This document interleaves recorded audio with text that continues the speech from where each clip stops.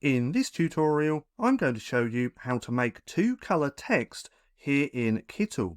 Now, once you have your text on the canvas that you want to create and make two colors, we simply want to click onto that text, come up to here to where it says Effects, then we're going to use Decorations just here, and it's going to be this second one.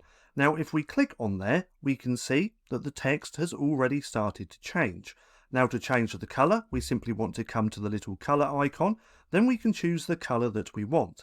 If there's colors in your design that you want to use, we can come down to Document Colors just here and choose whichever one that we want. Now, if we click on that green, we can use this one. Then if we want to adjust this and make it more centered, we can play around with this distance just here by going up and down on the bar. Now let's make that halfway through. We're going to go with 60% just here, and then we're going to do the other text as well. So we're going to click on there, we're going to come to Effects, we're going to come to Decorations, we're going to change this to 60 because that was the other side as well.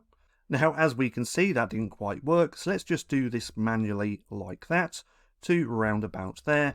Then let's change the color, let's go to that green, and there we go.